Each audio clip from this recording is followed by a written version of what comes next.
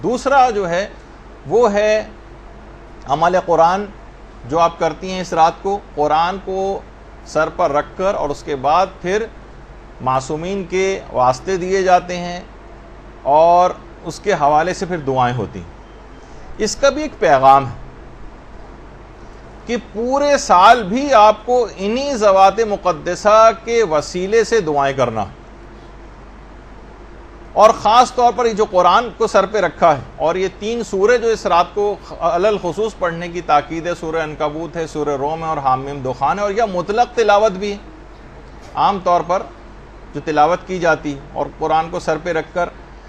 تو یہ بات یاد رکھ لیجئے کہ ویسے تو میں نے پچھلے سال بھی بتایا تھا کہ جو قرآن سر پہ رکھے جاتے ہیں تو علماء اس متعلق کیا بات بیان فرماتے ہیں کہ اس میں کون سی 4 نیتیں ہونی چاہیے۔ وہ پچھلے سال والا درس آپ سن لیجئے گا کہ قرآن کو سر پہ رکھتے وقت 4 نیتیں کرنا، جس کا بھی وقت نہیں ہے وہ تو پچھلے سال ہم نے بیان کر دیا، اور ہمارے ویمیو چینل کے اوپر بھی وہ اپلوڈڈ ہے۔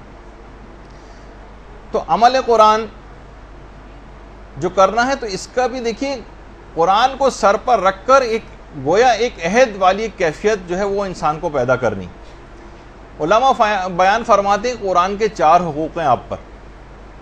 پہلا حق یہ ہے کہ تلاوت کی جائے، دوسرا حق یہ ہے کہ اس کی تفہیم ہو، اس کو سمجھا بھی جائے، تیسرا حق یہ ہے کہ اس پر عمل کیا جائے، اور چوتھا حق یہ ہے کہ قرآنی پیغامات کی تبلیغ کی جائے۔ یہ 4 حق کم سے کم قرآن کے ہر شخص کے اوپر ہیں۔ اچھا، یہ سارے حقوق جو ہیں یہ ایک دوسرے سے مربوط ہیں، جدا نہیں۔ قرآن سے آشنائی کے لیے قرآن کی تلاوت بہت ضروری، تلاوت کیے بغیر اس کی تفہیم ممکن نہیں۔ جب تک تلاوت نہیں کریں گے سمجھیں گے کیسے کہ اس کے اندر کیا ہے، اور قرآن پر عمل اس کی تفہیم کے بغیر ممکن نہیں۔ جب تک اچھی طرح سے سمجھ نہیں لیں گے عمل کیسے کریں گے، اور تبلیغ بھی اس کو صحیح طور پر سمجھے بغیر ممکن نہیں۔ تبلیغ بھی اسی وقت کریں گے جب تفہیم کے مرحلے سے گزر جائیں گے، عمل بھی اس وقت کریں گے جب اس کو سمجھ لیں گے اور تلاوت کریں گے۔ تو یہ چاروں ایک دوسرے سے جڑے ہوئے ہیں اور مربوط ہیں، ایک ہی چین میں ہیں، ان کو الگ نہیں کیا جا سکتا۔ کوئی تلاوت کیے بغیر، تفہیم کیے بغیر اور عمل کیے بغیر اس کی تبلیغ کیسے کر سکتا ہے قرآن کی؟ تو یہ سب چیزیں، یہ بات یاد رکھ، لیکن ہم دیکھتے ہیں کہ افسوس ہے کہ ان چاروں میں سے قرآن کے حقوق ادا نہیں کیے جا رہے۔ کوئی بھی کبھی کسی مقام عمل پر کسی کو کوئی قرآنی آیت یاد نہیں آتی۔ پہلے زمانے میں ہوا کرتا تھا کہ لڑکیاں اپنی ڈائریاں بنایا کرتی تھیں، اس میں اشعار لکھا کرتی تھیں اور اقوال زرعی وغیرہ لکھے جاتے تھے، اس طرح کی چیزیں۔ اب تو خیر وہ بھی شاید ختم ہو گیا ہے بالکل، اب وہ بھی باقی نہیں رہا، تو قرآنی آیتیں تو بہرحال کیا یاد ہوں گی۔ اسی طریقے سے کوئی آپس میں قرآن کے متعلق، اس کے معنوں کے متعلق، اس کے مفاہیم کے متعلق، اس کے پیغامات کے متعلق، اس کے اسرار پر گفتگو کرتا نظر نہیں آتا۔ ہماری جو نجی گفتگو ہوتی ہیں، بیٹھکیں ہوتی ہیں، مردوں کی ہوتی ہیں، عورتوں کی ہوتی ہیں، اس میں قرآن تو جیسے سرے سے موجود ہی نہ ہو، ایگزسٹ ہی نہیں کرتا ہے۔ ایک جملہ بھی قرآن کے متعلق ہمیں کبھی گفتگو میں نظر نہیں آتا۔ یہ کون سا حق ادا کیا جا رہا ہے قرآن کا؟ اور قرآن کو کہا جاتا ہے قرآن بالکل تنہا ہے، تنہا۔ یہ اپنی تنہائی کی شکایت قیامت کے روز کرے گا۔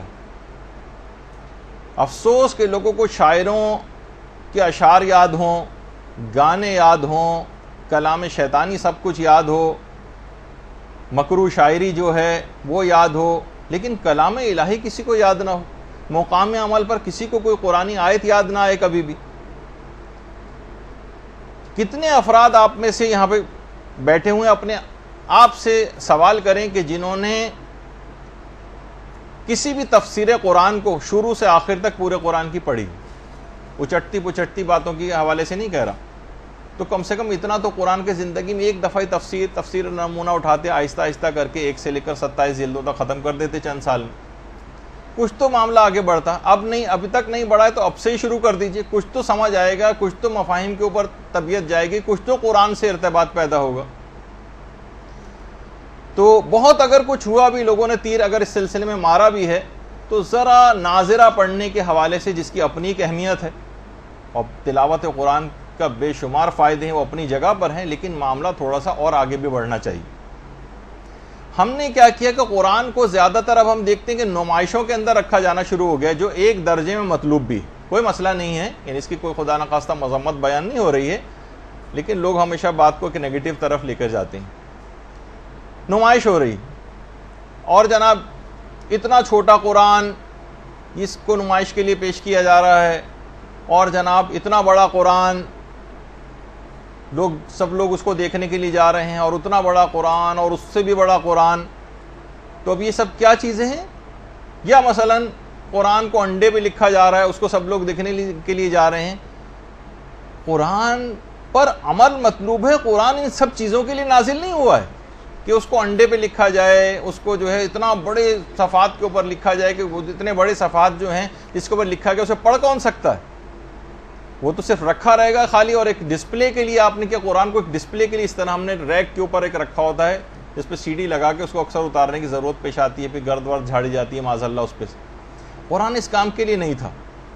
قرآن مردوں کے لیے تو فائدہ مند ہے ہی، وہ تو وہابیوں اور ایسے افراد کا نظریہ ہے کہ جو کہتے ہیں کہ نہیں اس کا کوئی اور فائدہ نہیں ہے، لیکن یہ زندوں کے قلوب کے لیے بھی شفا کا باعث، یہ مردہ دلوں کو زندہ کرنے والا ہے۔ یہ فقط مردوں کو پڑھنے کے لیے نہیں ہے کہ کوئی محروم ہو جائے تو ہم جو ہے صرف اس پہ قرآن پڑھنا شروع کر دیں، بلکہ جب علامہ طالب جوہری صاحب قبلہ یہاں پر تشریف لائے تھے مدرسے، شاید غالباً پچھلے ہی سال تھا یا اس سے اور پہلا، تو انہوں نے نیچے بیٹھے ہوئے ایک گفتگو ہم لوگوں سے کر رہے تھے، تو اس میں ایک بات انہوں نے بہت اچھی کہی تھی کہ قرآن کو اتنا پڑھنا چاہیے، اتنا پڑھنا چاہیے، اتنا پڑھنا چاہیے کہ یہ گھس جائے، اس کے صفحات ڈھیلے پڑ جائیں، یہ بوسیدہ ہو جائے تو کیا ہوا؟ آپ نیا خرید کر لے آئیں۔ جس طرح قرآن بوسیدہ ہو جاتا ہے، پرانے بزرگوں کا ہو جاتا ہے، اس کو آپ ٹھنڈا کرتے ہیں، اس کو بھی آپ ٹھنڈا کرتے ہیں، اور نیا قرآن، تو قرآن پر اتنا پڑھنا ہے، اتنا پڑھنا ہے، اتنا پڑھنا ہے کہ قرآن کو پڑھ پڑھ کے آپ خستگی اس کے اندر آ جائے۔ اب بالکل ایسا قرآن کہ جناب نسلیں گزرتی چلی جا رہی ہیں اور ذرا سا نشان کہیں نظر نہیں آتا کہ اس نے آج تک کبھی کسی نے اس کو اٹھا کے پڑھا۔ تو دیکھیے قرآن اسی شب قدر میں نازل ہوا۔ شب قدر کا تقاضا یہ ہے، یہ آپ سے تقاضا کر رہی ہے کہ تعلیمات اور پیغامات قرآن کو آپ دوسروں تک بھی پہنچائیں۔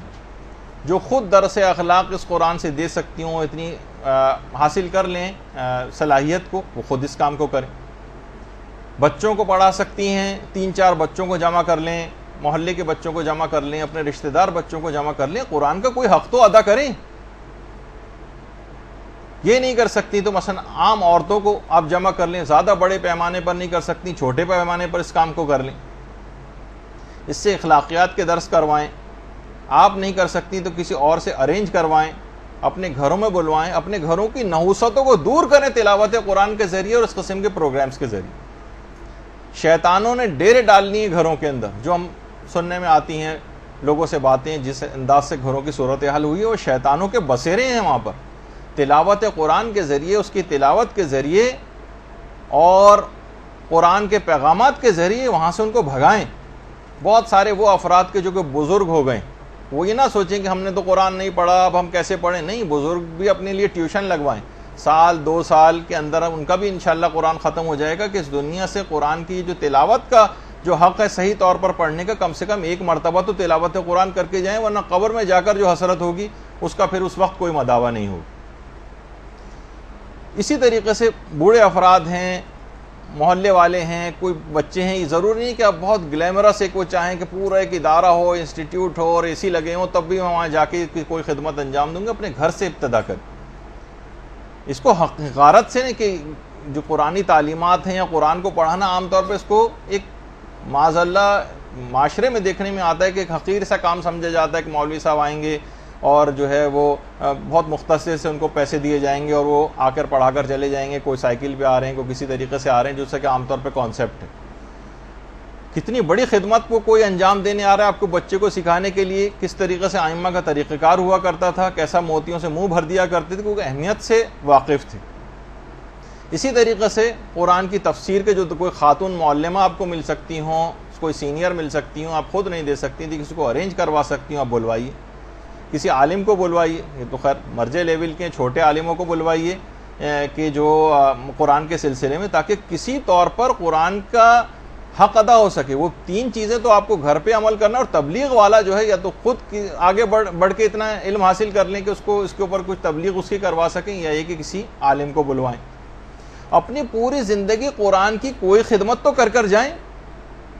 کیا قرآن کی کوئی خدمت کیے بغیر ہم مرنا چاہتے ہیں؟ کیا ہم یہ چاہتے ہیں کہ قرآن کل ہماری شکایت کرے؟ دیکھیں، امام خمینی تک اپنے بہت سے جلسوں کے اندر طالب علموں کو، بچوں کو کھڑا کر کے تلاوت قرآن سنا کرتے تھے۔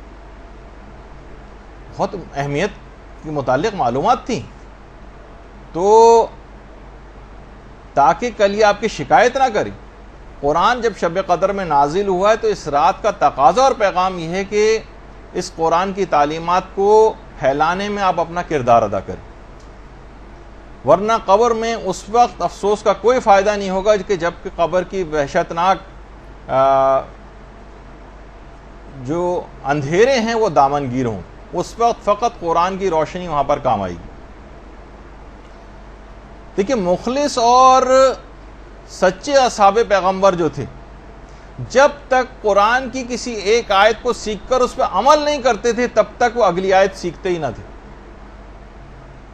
مخلص اصحاب کا طریقہ کار تھا۔ بہت سے اس طرح کے تھے کہ بس ایک آیت سیکھ کے گئے کہ علم یعلم بان اللہ یرا، یعنی پروردگار ایک ایک عمل کو ہمارے دیکھ رہا ہے، کہتے بس ہمارے لیے کافی۔ تو ان کے لیے بات کہی گئی کہ یہ فقیہ ہو کر گیا، یعنی ایک آیت پر اتنا زیادہ اثر قبول کرتے تھے۔ اور ہم پوری زندگی ہو گئی، ہر دفعہ اتنے سننے میں آتا ہے کہ فلاں صاحب نے اتنے قرآن ختم کر دیے اور اتنے قرآن ختم کر دیے، اور ہم نے 2 ہو گئے اور 3 ہو گئے اور 4 ہو گئے اور 5 ہو گئے، لیکن کوئی اثر مرتب روح کے اوپر ہوتا نظر نہیں آتا اس تلاوت قرآن کا، کیونکہ ہماری نیت عمل کرنے کی ہوتی نہیں۔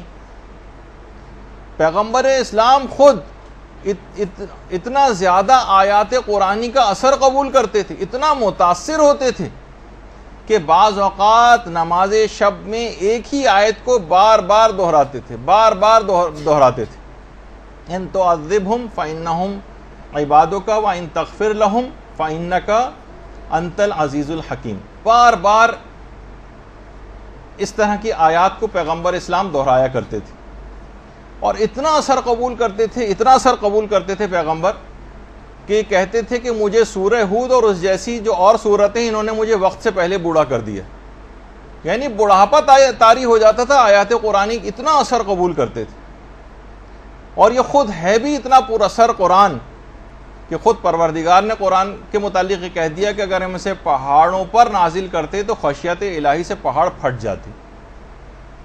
جاتے۔ اور اتنا قرآن پہ پیغمبر نے عمل کر کے دکھایا کہ خود پیغمبر اسلام کی ایک زوجہ یہ فرماتی ہیں کہ آپ کا جو اخلاق ہے وہ قرآن ہی تو ہے۔ اتنا قرآن کے اوپر عمل کیا تھا کہ خود آپ کا اخلاق سمجھے کہ قرآن اور اخلاق مترادف معنوں میں استعمال ہونے لگے۔ جیسے ہی آیات نازل ہوتی، دیکھیے ہمارے لیے بھی حکم ہے فقط تلاوت نہیں کرنا ہے، عمل کی کیفیت کیا ہونی چاہیے جیسے پیغمبر کی تھی۔ جیسے جیسے آیات قرآنی نازل ہوتی گئیں، پیغمبر کا عمل شدت کے ساتھ ان آیات قرآنی پہ بڑھتا چلا گیا۔ جو حکم آتا فوراً اس کے اوپر عمل کرتے۔ دیکھیے اعلان رسالت سے پہلے زیادہ تر پیغمبر اسلام اپنا وقت جو ہے عبادت کے لیے غار حرا میں تنہائی میں گزارتے تھے۔ جو حکم آتا فوراً عمل کرتے، تو عبادت کے لیے غار حرا جاتے تھے اس سے پہلے، لیکن جب وہ آیت نازل ہوئی وانذر عشیرتک الاقربین، وانذر عشیرتک الاقربین، کہ اب تبلیغ کا کام شروع کرو، اب لوگوں کو ڈراؤ۔ اس کے بعد پیغمبر نے ساری زندگی مکمل طور پر غار حرا کو ایک لحاظ سے ترک کر دیا اور مسلسل دعوت و تبلیغ کے اندر مشغول رہے، اور بالکل نہ گھبرائے، نہ کبھی اکتائے، نہ، اور آخری سانس تک تبلیغ کے اندر مصروف رہے۔ اچھا، ادھر صبر و استقلال کا حکم آیا قرآن کے اندر تو کافروں کی کتنی زیادہ مخالفت تھی، طائف میں جاہلوں نے کیسا پیغمبر پہ تشدد کیا تھا، اور مدینے کے جو یہودی تھے اور منافقین تھے ان کی سازشوں کے سامنے پیغمبر صبر و ثبات کا ایک پہاڑ بن کر کھڑے ہو گئے، ایسا عمل کیا۔ مدینے میں جب جہاد کا حکم آیا تو مدنی پوری زندگی جہاد سے عبارت ہو گئی، غزوات، سرایا، جنگ و صلح، لشکر کشی، فتوحات سے پوری زندگی اس کے بعد عبارت رہی۔ یہ سب کیا تھے؟ قرآنی آیات پر عمل کرتے جا رہے تھے۔ پریشان حال کی پریشانی کو دور کرنے کا حکم آیا تو قرضے لے کر حاجت مندوں کی جو حاجت روائی کرنے لگے۔ قرآن میں عہد کی پابندی کا حکم آیا کہ اپنے عہد کو پورا کرو۔ اتنا ایفائے عہد کیا کہ دشمن تک آپ کے وعدوں کا اعتبار کرتے تھے اور رتی برابر، ذرہ برابر بھی شک نہیں کرتے تھے کہ پیغمبر جو ہے اس کی وعدہ خلافی کر سکتے ہیں۔ درگزر کرنے کا، معاف کرنے کا حکم آیا، پیغمبر نے اتنا عمل کیا کہ کسی سے کبھی کوئی انتقام نہیں لیا۔ عدل و انصاف کرنے کا حکم آیا، اتنا عمل کیا کہ دشمنان تک پیغمبر کے دیکھ کر حیران رہ جاتے تھے کہ کس طرح سے اتنا عدل و انصاف ممکن ہے۔ حکم شکر آیا قرآن کے اندر تو پیغمبر اتنا شکر گزار بندے بنے، اتنا شکر کہ اتنی عبادت کرتے کہ ساری رات گزار دیتے، سوتے وقت سونے کے لیے جاتے تو شکر کرتے، جب بستر سے اٹھتے تو شکر کرتے، کوئی نعمت ملتی تو شکر کرتے، کھانا کھانے کے بعد شکر کرتے، لباس جب اس وقت تبدیل کرتے اس وقت شکر کرتے، آئینہ دیکھتے اس وقت شکر کرتے، چاند دیکھتے اس وقت شکر کرتے، وضو کرتے، وضو کرنے کے بعد شکر کرتے، بیمار پرسی کے لیے جاتے اس وقت شکر خدا انجام دیتے، خریداری کے لیے بازاروں میں جاتے تو شکر کرتے۔ کوئی زندگی کا لمحہ ایسا نہیں تھا کہ جب پیغمبر حمد و شکر نہ بجا لاتے ہوں قرآن پر عمل کرنے کی وجہ سے۔ اور جب قرآن کی وہ آیت نازل ہوئی کہ وَكُلُوا وَاشْرَبُوا وَلَا تُسْرِفُوا، کہ کھاؤ پیو اور اسراف نہ کرو، تو بھوک جب تک نہ لگتی نہ کھاتے پیغمبر، اور تھوڑی سی بھی اگر بھوک باقی رہ جاتی تھی تو اپنے ہاتھ کو کھینچ لیا کرتے تھے۔ پانی کے استعمال میں اتنا زیادہ محتاط ہو گئے کہ اس کے بعد کہا کہ اس پانی کے سلسلے میں بھی اسراف نہ کرو، اگرچہ تم بہتے ہوئے دریا کے قریبی کیوں نہ ہو۔ تو اتنی عبادت کرتے، اتنا شکر ادا کرتے کہ بالآخر پروردگار کو یہ کہنا پڑا کہ قوم اللیل الا قلیلا، کہ رسول ذرا کم عبادت کرو راتوں میں۔ کتنی مثالیں دی جائیں کہ پورا قرآن پیغمبر اسلام کی سیرت کا ترجمان بن گیا۔ یہ ہیں اللہم صلی علی محمد وعلی محمد،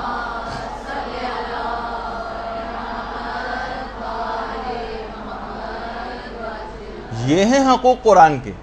ایسا ہوتا ہے ان کے اوپر عمل اور ایسی ہوتی ہے ان کی تبلیغ۔ اتنا عمل کہ اس کے بعد پھر پیغمبر اسلام کے لیے پروردگار کو کہنا پڑا کہ ان اللہ و ملائکتہ یصلون علی النبی یا ایھا الذین آمنوا صلوا علیہ وسلموا تسلیما۔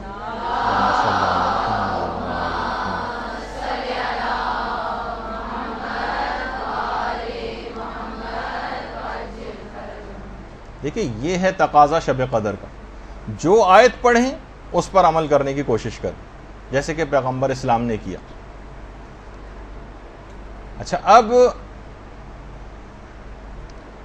ورنہ کیا ہوگا؟ ایک رسم کے طور پر گزارا جائے گا قرآن کو سر پر رکھ کر، کچھ سورے رسمن پڑھ لیے جائیں گے، جلدی صفحات گنے جائیں گے کہ اب سورہ روم میں کتنے صفحے باقی رہ گئے، اب عنکبوت میں کتنے صفحے باقی رہ گئے۔ اس سے ثواب تو مل جائے گا وہاں پہ، کیونکہ ثواب میں کوئی بخل نہیں ہے پروردگار کے ہاں، لیکن جو اثرات آپ کی روح پر مرتب ہونے چاہیے تھے وہ اثرات مرتب نہیں ہوں گے اگر اس انداز سے رسمی طور پر ان راتوں کو گزارا گیا جیسے پچھلے سالوں میں گزارا جاتا رہا۔ برحمتك يا أرحم الراحمين وصلى الله على محمد وآله الطاهرين۔